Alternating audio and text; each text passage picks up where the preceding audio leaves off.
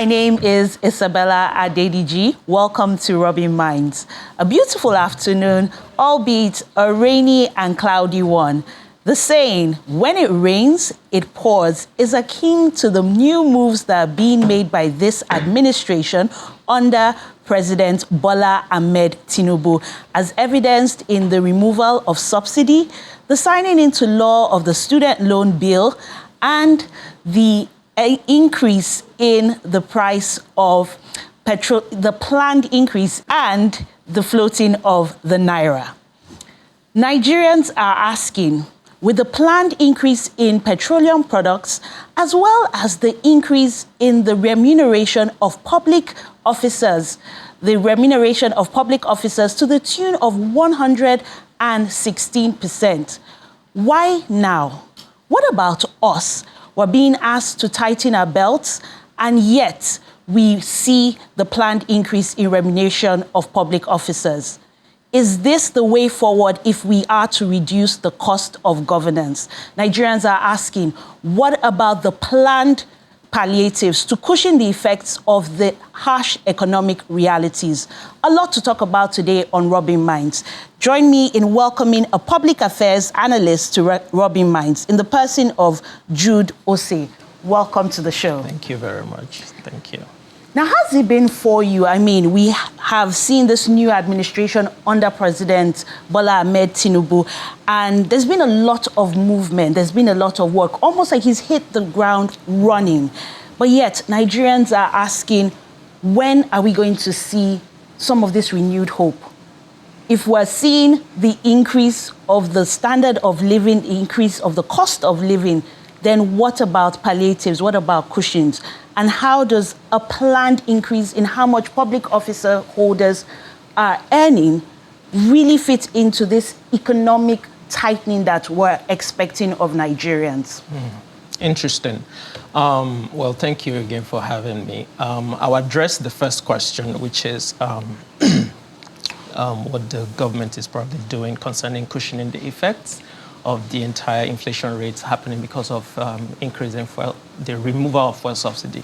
So we need to know that as citizens, first off, that for a government to work effectively, it needs to have its cabinets in place.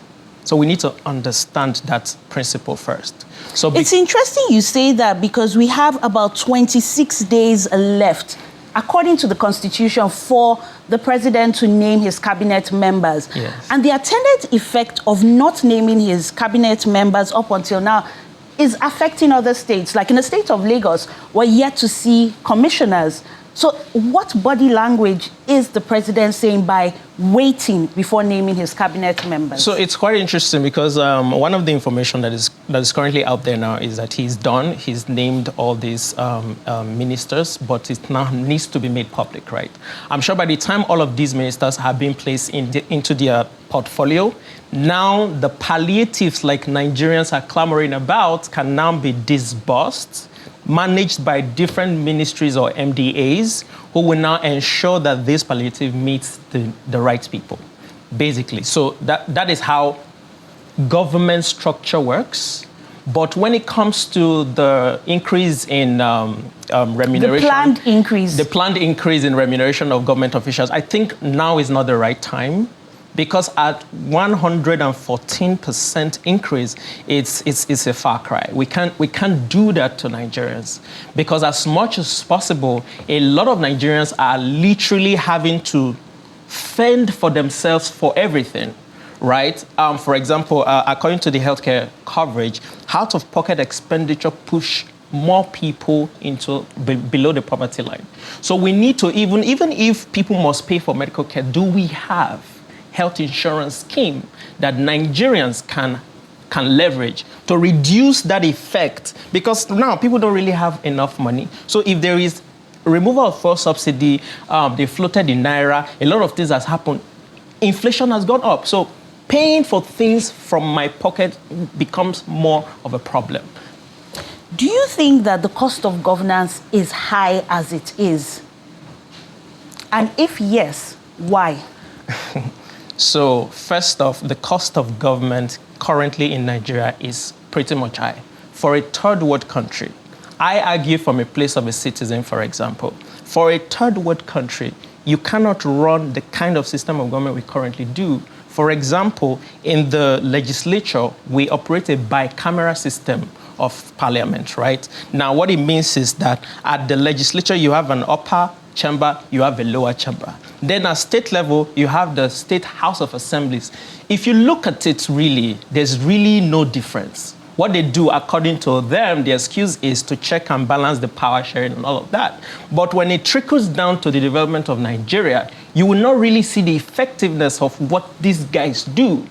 Else, all we do is we see money sharing, administrative fees, increase in salaries, but we do not see the effect that they actually do. We cannot operate that kind of system of government. Do you think having our public office holders work part-time is a way forward? So if we're not seeing the work that they're doing and we're paying so much more, perhaps if we give them time to earn a living, then we don't have to pay so much for them actually doing what they're supposed to do.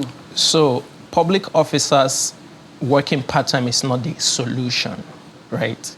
What I usually say is that when you look at first world countries, what are they doing differently? So as a public officer, what do you bring to the table? It's not about showing up in the office and sitting and doing pass one paper here and there and that's it. No. Now, in other development countries, they have what we call a sovereign wealth fund. That sovereign wealth fund is usually like an investment corporation of that society, right? So they invest using public funds, invest in different instruments that remunerate revenue to that government, which they now use to disseminate and build the economy. We do not practice that here. The sovereign wealth fund we have, they don't really have enough portfolio that regenerates revenues for Nigerians. So working part-time will not really be the solution. They rather invest more in a recurring revenue generation that takes care of some of these recurring expenditures. And some will say that when you look at some of the functions of the ministries, the agencies, there's a bit of an overlap. So are we looking to see maybe some merging occurring between some of these MDAs, or maybe actually having some of them made obsolete to reduce the cost of governance? So in that system is called government restructuring, right? Now, it's not only about Nigeria. All across the world, governments are restructuring.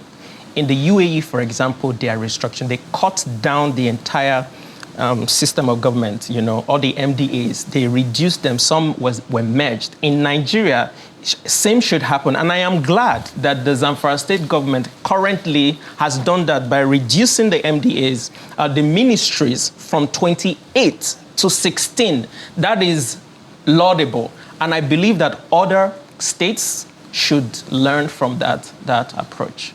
So the reduction will help in managing the cost of governance. It will. Now, in terms of the body language of the president, what do you get from him in not yet naming his ministers? And how is he managing the effect of that? Because Nigerians have had to use over a month now to adapt to the fuel prices, over a month now adapting to some of the effects of that. So we've seen an increase in food, for example. The body language of the president. So I usually tell folks out there that being a president, the burden, it's super high, right? And in a fragile state like Nigeria, there are a lot of capturing you have to do in naming some of your ministers, right? Different regions have different, sentiment as to how many ministers should be accrued to them, or regardless of whatever it is. But we have to give him time. I usually say this, and this I'm speaking from an objective point of view, from a citizen's point of view. Because according to the Greek mythology, it said there are three kind of people in the society, right? There are those who are self-serving, there are those who are tribesmen, and there are those who are citizens. A tribesman is only concerned about is people, right? People can be my co-worker, my fellow church member, or somebody from my tribe or ethnicity. The self-serving is him, myself, and I. And also, when you talk about the citizens are people who are concerned about the holistic well-being of the nation. To do this effectively, you need to have and see things from a perspective that is inclusive. Okay, what could be the problem? We have the issue of quota systems, right? So they are factoring all of this into creation. He has to balance the political aspects as well as the requirements of the office. Exactly. Thank you very much, Jude, for your contributions on Rubbin Minds. Thank you. We now move on to our next segment. Loughborough University is a top 10 UK university, and it has two campuses, one located in Loughborough as well as one in London. The university staff are joining us via a Zoom call to discuss with prospective undergraduate and postgraduate students who have an interest in furthering their education in the United Kingdom, most especially at Loughborough University. I'd like to now welcome a lecturer of Institute of Media and Creative Industries, Loughborough University, London, Dr. Eric E. Opu, to Rubbin Minds. Welcome. Thank you very much, Isabella. It's a pleasure to be here. It's a pleasure to have you. So tell us about Loughborough University. Well, like you rightly said, first of all, I'm really happy to be in Nigeria. This is the first time I'm coming out on these sort of engagement trips with my colleague. Usually, we just see students in class. We don't know the work that goes on in the background. But I'm happy to be here to talk about Loughborough University. And as you rightly said, Loughborough University is a top 10 UK university. There are about 160 universities in the United Kingdom. And Loughborough University has been constantly amongst the top 10. So that's already very good. And so Loughborough University has two campuses, one in Loughborough, the town that's around the Midlands. But we also have a campus in London, which provides students with this the city a city experience of being a student. And in our London campus, we have 7 institutes. So we offer a broad range of courses within this institute. And the most peculiar thing about our institute is that we engage in interdisciplinary work. So we encourage students to think beyond just their immediate disciplines. And so we have 7 institutes, like I mentioned. We have an Institute of Design Innovation, an Institute for Digital Technologies, an Institute for Innovation and Entrepreneurship, an Institute for Diplomacy and International Governance, the Institute for International Management, the Institute for Media and Creative Industries, which is my institute, and also the Institute for Sports Business. And as you well know, Loughborough is #1 in the world for sports-related sciences. So in a nutshell, that's Loughborough University, London. Okay. I'd like to move on to Florence Mutero, International Officer at Loughborough University. And I know the question that will be on a lot of the lips of students is the affordability, and if perhaps there are scholarships or some kind of financial help available to Nigerians and by extension, international students. Unfortunately, okay. I'm not sure if Florence is able to join us today. Okay, if you could take the question then, Eric, I'll appreciate that. Yeah, I'm happy to talk about funding. Yes, of course, because Loughborough is a top university. Our fees are slightly higher than your standard fees, but the fees reflect the quality of education that the students have.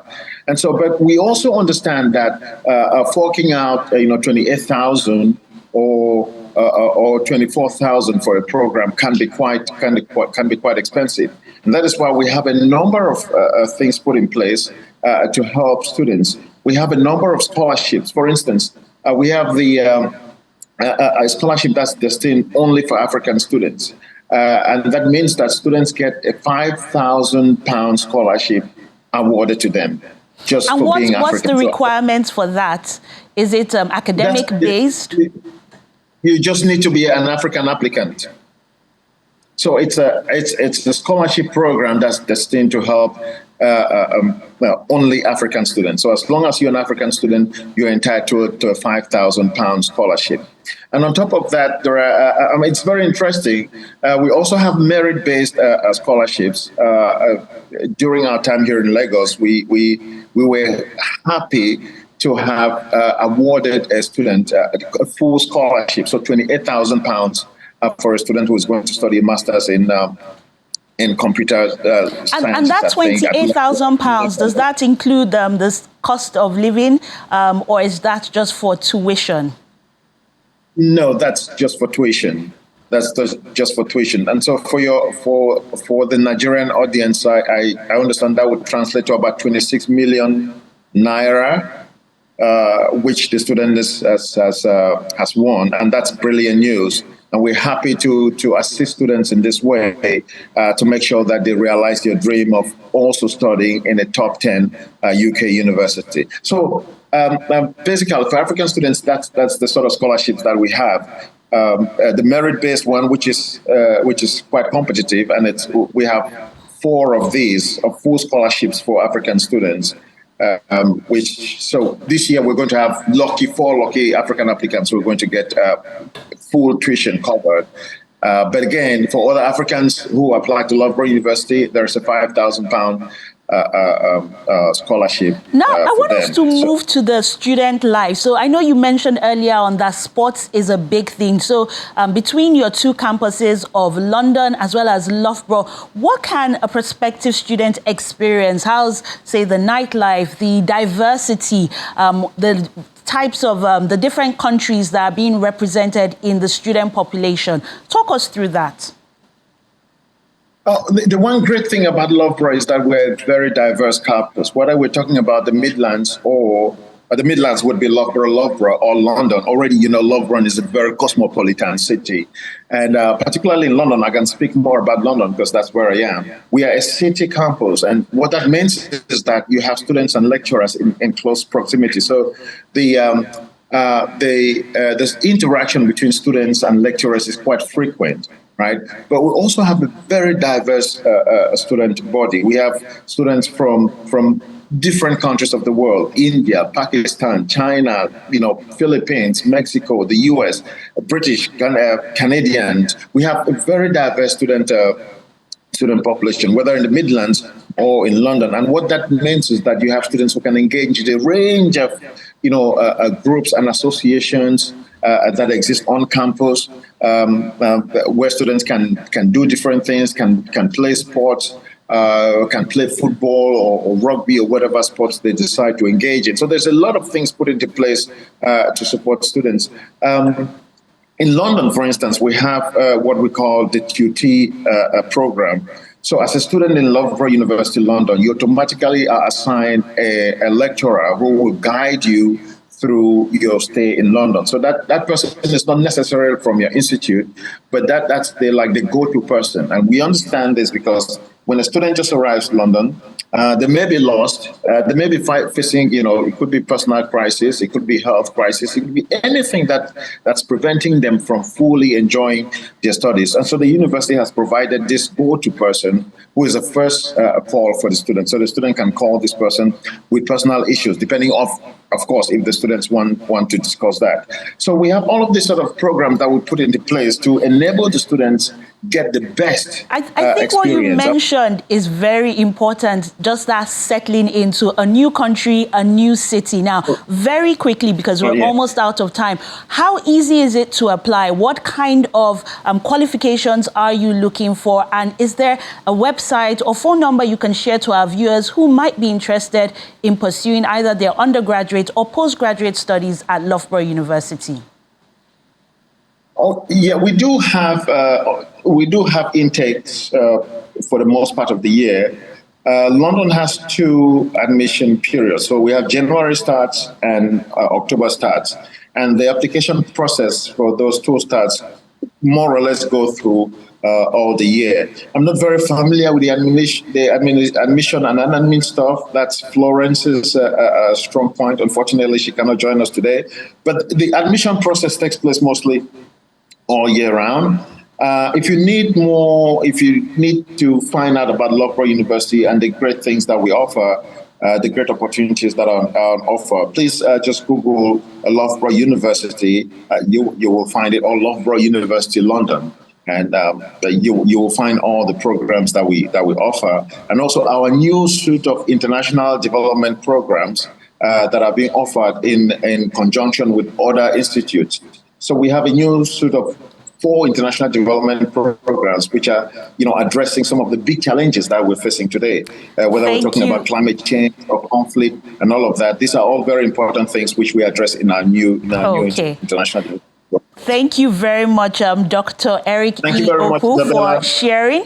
For those who are interested, the website address is www.lboro.ac.uk. We'll now go on a short break on Rubbin Minds. Do join us again. I am ready for your action. Welcome back to Rubbin Minds. We're joined by a bona fide superstar, a recording and performing artist, as well as a reality TV star who goes by the name Laycon. Laycon, welcome to Rubbin Minds. Thank you for having me. Good to have you. So tell me, how have you been able to leverage the fame, the popularity, the money that comes with winning a reality TV show that's as big as Big Brother, and then channeling that into your music career? I mean, first off, the whole point of going for the reality show was because of the music. So, I mean, I knew what I wanted to do with it. I knew what I wanted to do with whatever it was I got from the platform. And I just focused on that. I mean, different other things came in, but it was just like knowing what to move for what, and knowing what I want and what I didn't want.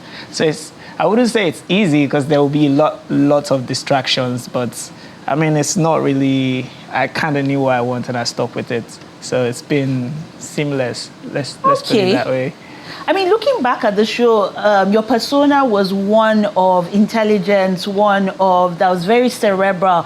Do you feel that you pushed your music enough while you were in the house? 100%, 100%. I mean, that's why we're still here having this conversation.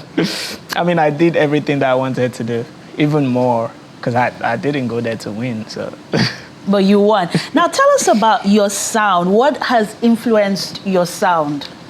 I mean, recently, obviously my sound has evolved, because I took a break. I went to school, I did my master's, and all through that period, I kept developing myself, listening to new sound, different sounds. I've been listening to a lot of Jamaican sounds lately, and it's kind of like influenced me up to this point.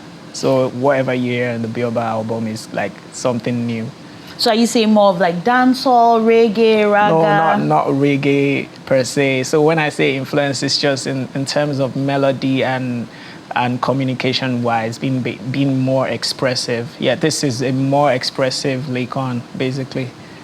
And that more expressive Laycon, do you feel that it came as a result of how the rap Laycon that we know you for was received? Do you feel that as the music industry evolves, your sound has to evolve? Yeah, definitely, 100%. I mean, the core part of yourself would not change, but you have to evolve. You have to grow. Like, not change, grow, basically. It's like you're updating an app now. You have to keep updating yourself, basically. So yes, definitely. I had to diversify and grow my sound in different ways, and yes, definitely. And when we talk about music, as an artist, what does success look like to you?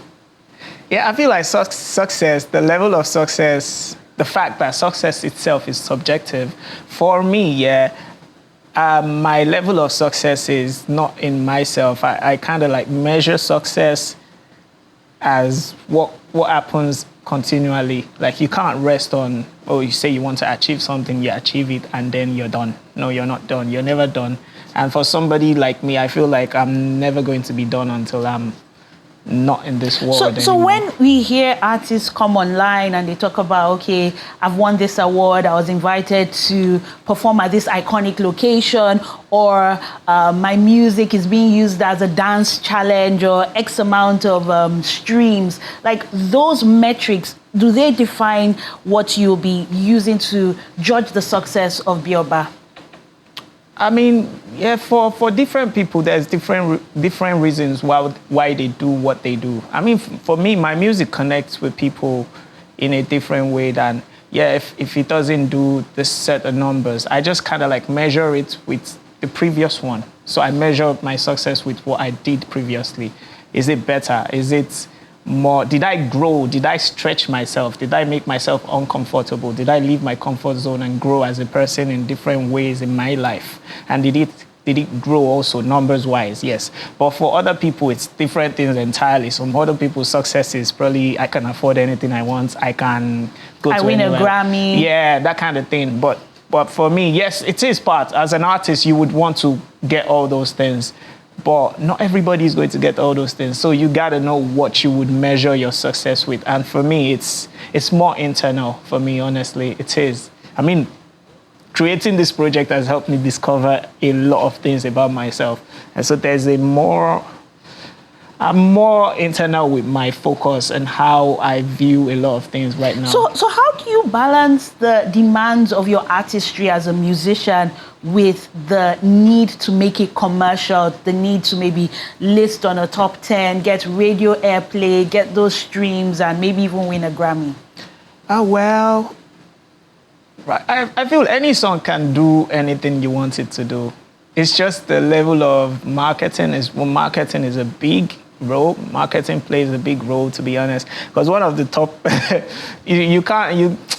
it's more complicated than just saying, oh, create a song and create a commercial song and then you're going to get to all those heights.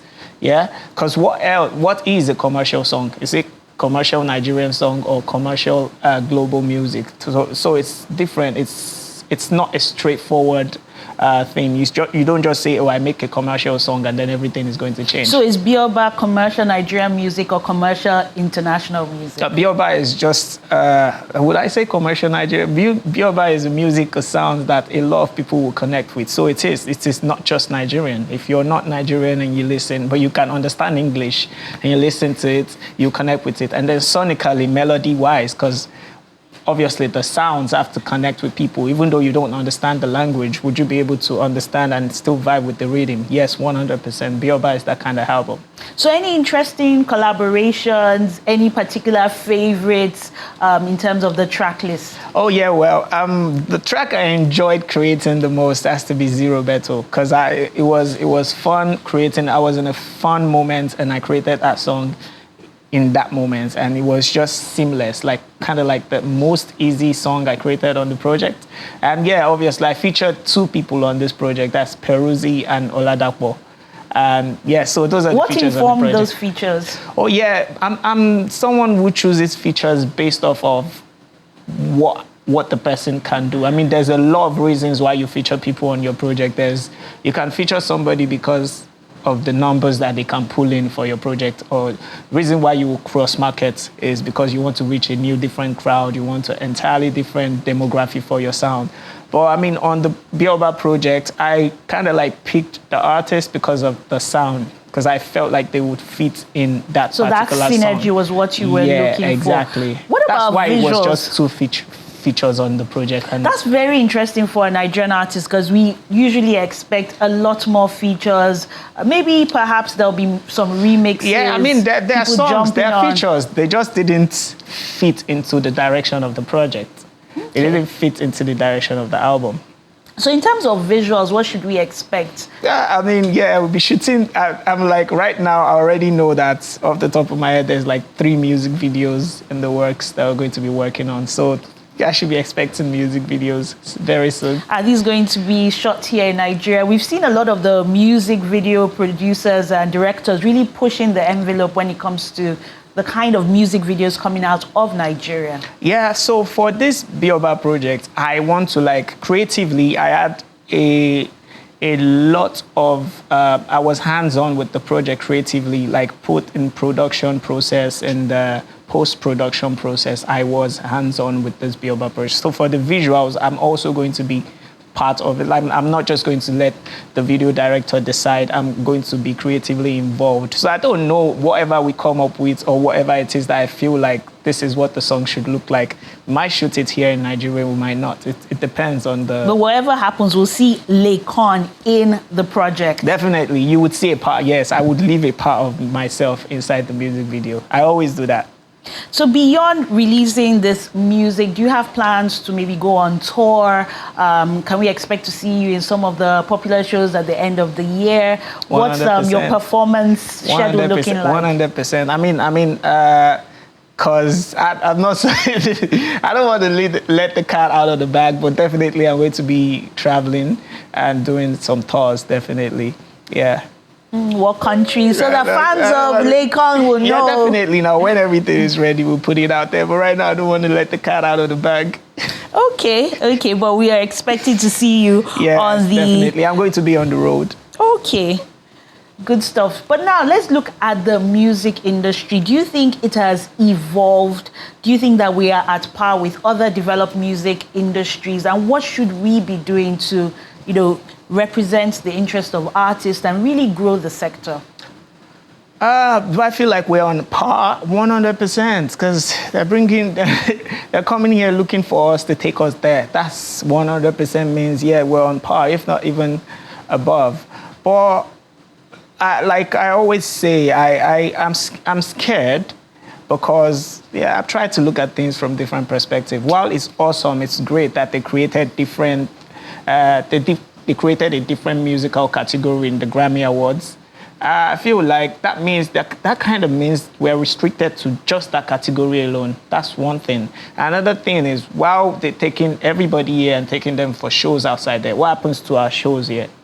Because what I feel is, how can we make use of this to develop our own entertainment industry here? Because we're going there, and nobody's coming here.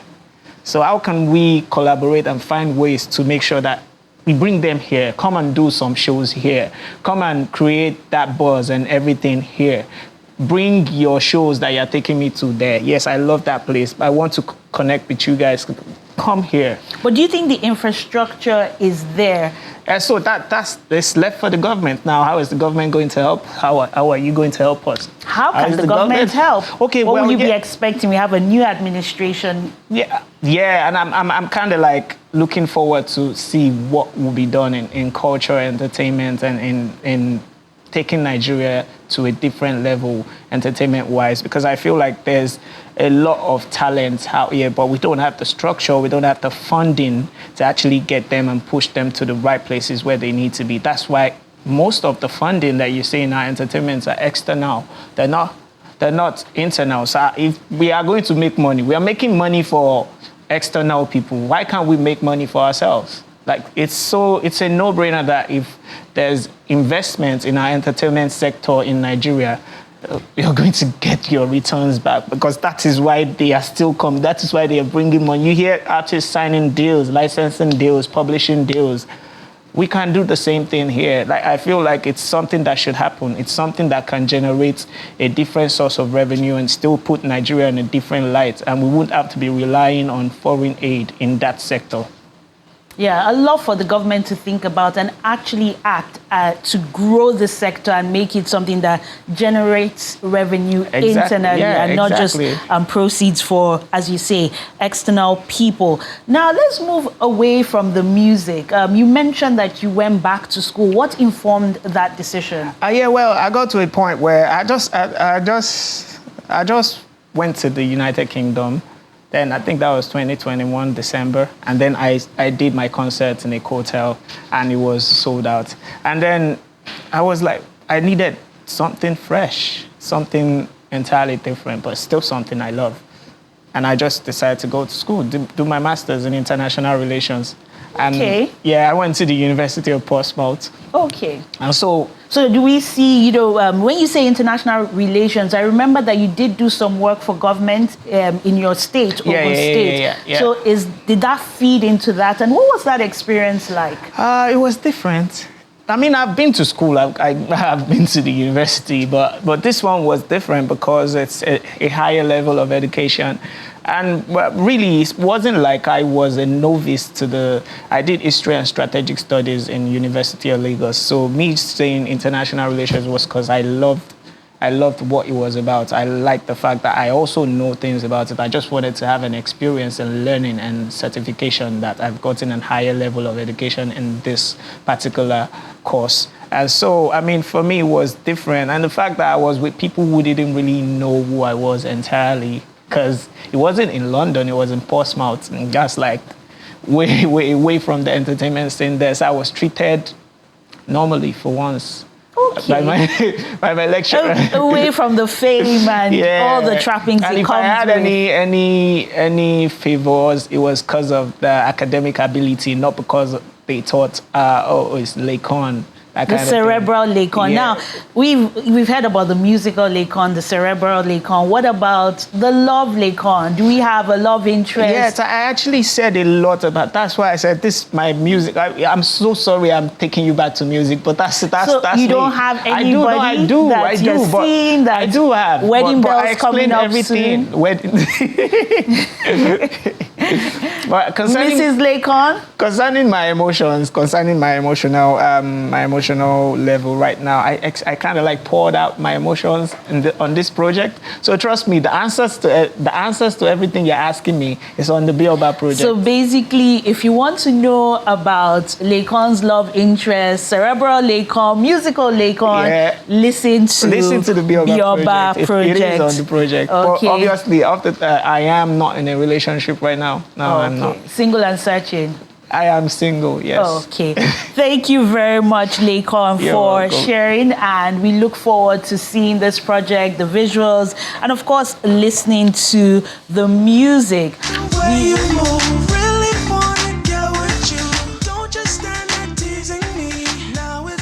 Welcome back to Rubbin Minds. Now, devices that are innovative, but also designed for a pleasurable experience while addressing the pain points of users. That's what Infinix Mobile, set up in 2013, is all about. And now, this message they have on making that experience very enjoyable was recently amplified with the launch of their latest device, the Note 30 series. And I'm sure you saw that really techie, really cool advert with Davido in it. Now, the Note series portfolio is designed to enhance both work and play with powerful performance and innovative features. But why hear all about it through an ad or through what I'm saying? We have with us Yemisi Ode, who's the Integrated Marketing Communications and PR Manager at Infinix Nigeria, to tell us more about this device. So Yemisi, tell us about this Infinix snazzy device. I just loved some of the features that we saw on the Note 30 series. So the Infinix Note 30 series offers next generation fast charging experience. It combines fast charging, reverse charging, wireless charging, all to enhance users' smartphone experience and to give the ultimate charging feeling when you're using your smartphone.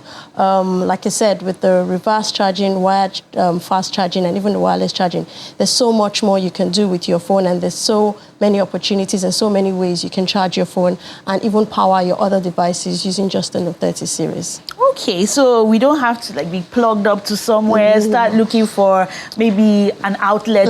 Exactly. Okay, we can just use it as we're charging the device. Yes, so with the wireless charging feature of the Note 30 series, you don't need to start looking for cables to charge your phone. When you have a wireless charging pad anywhere, you just place your Note 30 on it and it charges and powers up.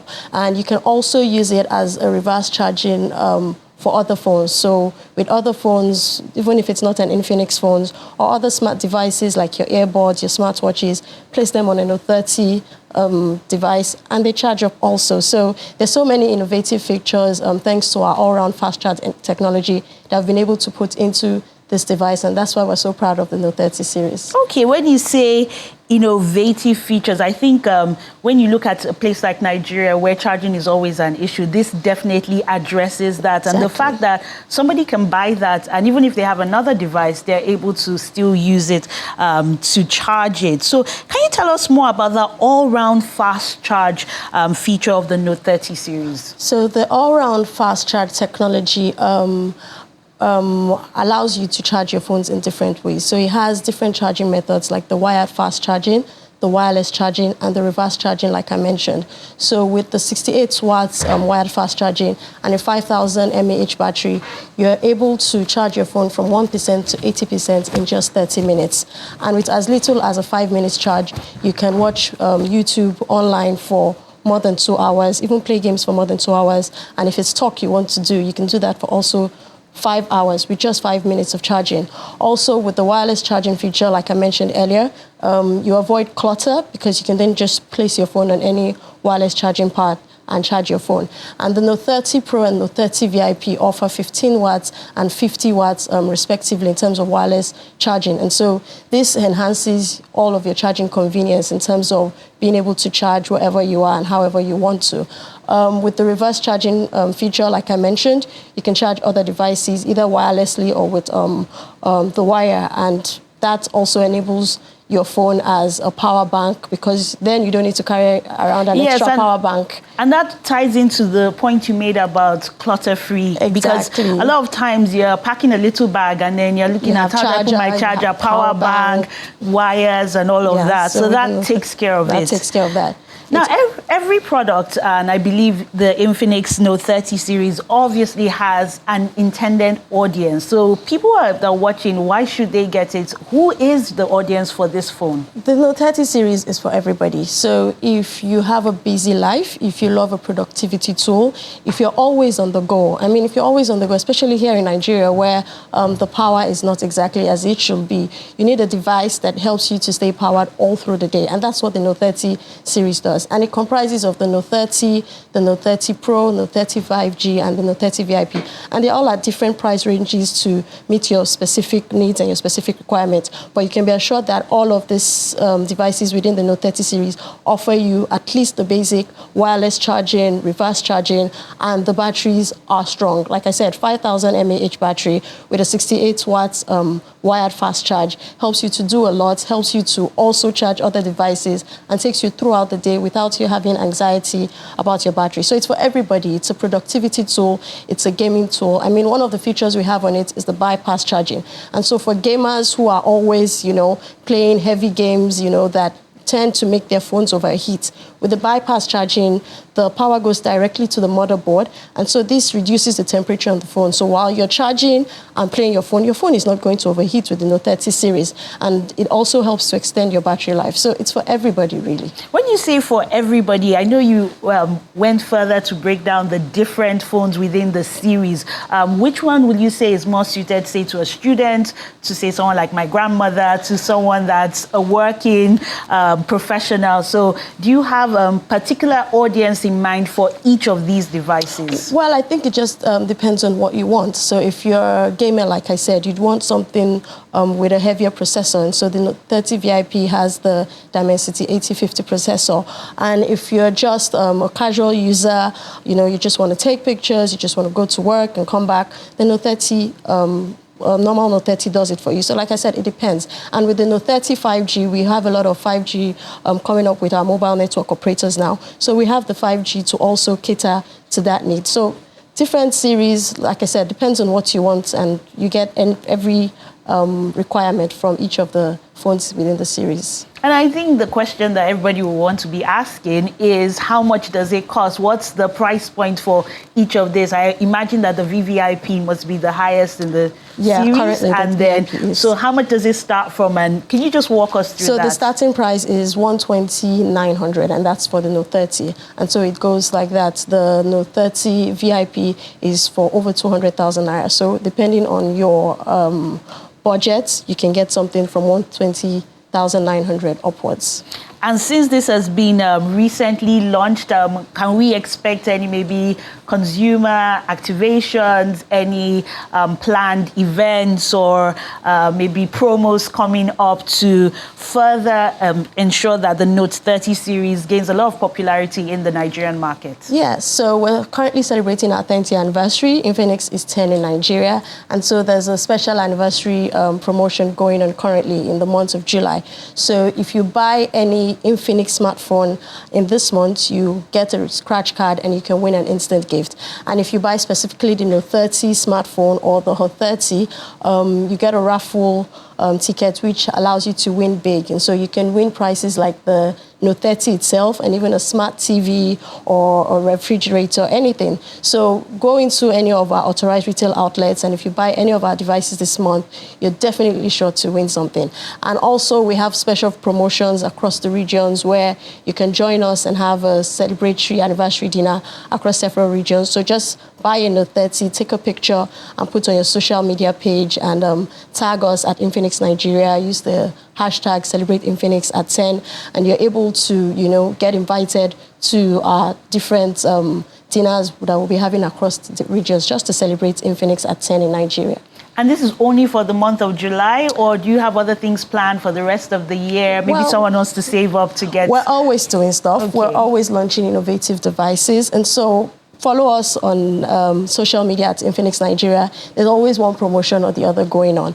And by following us, especially on TikTok, there are challenges for you to win stuff, win even the phones, or opportunities to come to our events and our launch events, which have been known to be pretty awesome. And so just follow us on social media at Infinix Nigeria, and you get more information about our products, about other promotions that will be running all through the year. Okay. Any other interesting thing that we can note about the Infinix Note 30 series? Well, the Note 30 series, I must mention, is the only phone within its price range that offers all of these features I talked about. The 68-watt wired fast charge, wireless charging, and reverse charging. No other phone currently offers that much spec and those features within the price range in which it plays. So it has a lot of specs and features for high-end smartphones, but it's priced competitively because we know the market we're in, and we're always there to support our customers. So it's value for money, exactly, with innovation and that pleasurable experience. Yes. I'm curious, which of the Note 30 series do you use? Well, I currently use the Note 30 VIP. Are you, well, you are VIP, but are you a gamer? What informed that decision? For me, it's about the productivity. And so I'm always on my phone, both work and business. So I need something that can accommodate all of my life, if I may put it that way, in one device. And that's what the Note 30 VIP does for me. And so I don't experience lagging. It's got the refresh rate on the screen is perfect. It's awesome. The charging features, like I just said, so I can go a day, 2 days, because I'm not playing, games or using any heavy productivity tool. But I can go a day, 2 days, and not even worry about my battery. And so I use the Note 30 VIP, and I'm sure others who use the other ones also have different experiences and amazing tales to tell about the 5G, the Note 30 Pro, and even the normal Note 30. And finally, the durability, because a lot of times people are afraid, oh, my phone fell, maybe fell into water, or a child got a hold of it. How durable is this phone? Oh, it is very durable, but also with our customer support, with the car care support we have, even if you have any issues with your phone, we have a strong customer support to help you fix any issues. But the Note 30 series can withstand water splashes, dust resistance, and all of that. And so it's a pretty durable phone. And if for any reason you do have an issue with your phone, we have a strong customer support with car care, and they'll be able to help you make any issues. So no reason not to get an Infinix Note 30.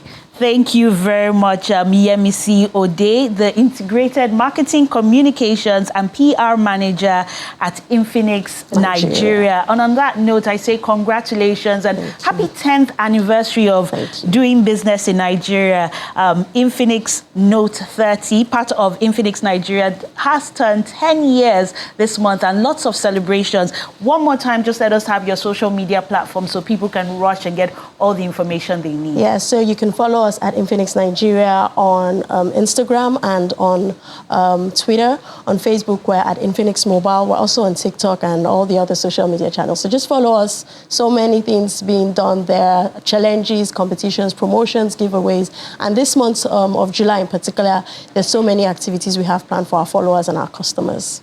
Thank you very much. Thank you. And on that note, we bring this program to an end. My name is Isabella Adediji. Join us on Rubbin Minds next week. Good afternoon. It's all on you now. And just give me some reaction. Just